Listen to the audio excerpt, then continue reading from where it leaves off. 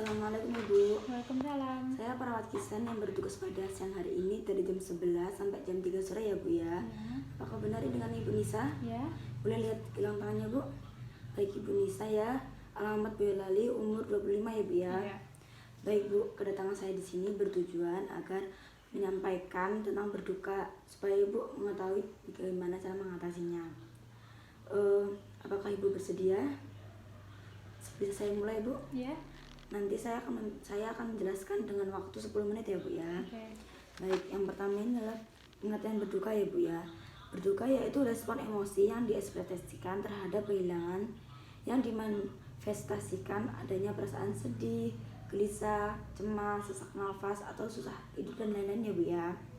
Yang kedua, itu ada beberapa tipe menurut rumus Nanda ya Bu ya. Yang pertama itu berduka diaktifasi, berduka disfungsional. Kemudian berduka diaktifasi itu artinya adalah suatu yang merupakan pengalaman individu dalam respon kehilangan yang aktual ataupun dirasakan seseorang.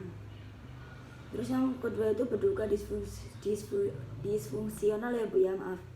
Yaitu adalah suatu status yang merupakan pengalaman individu yang responnya dibesar-besarkan saat individu tersebut kehilangan ya Bu ya.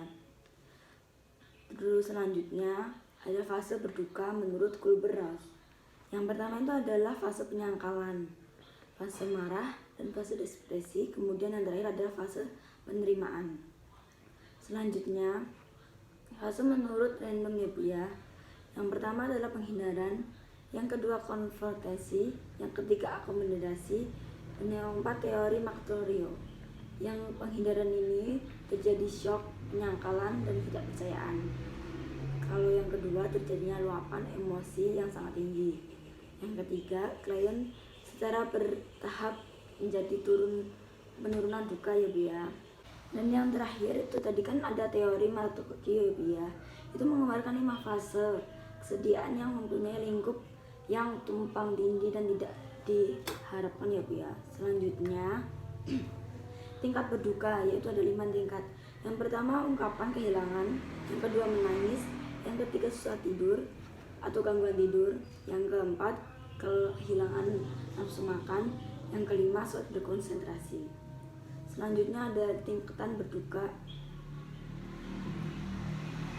yaitu shock, tidak yakin, menggambarkan kesadaran diri, restitusi, mengatasi kehilangan, idealisasi, dan hasilnya Bu ya. Tanda dan gejalanya Bu, yang pertama ungkapan kehilangan, yang kedua menangis, yang ketiga gangguan tidur, kehilangan nafsu makan, dan sulit berkonsentrasi ya Bu ya.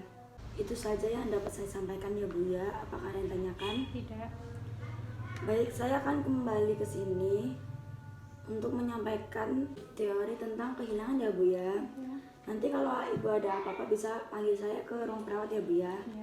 Atas waktu dan kerjasamanya saya ucapkan terima kasih Bu. Assalamualaikum. Waalaikumsalam.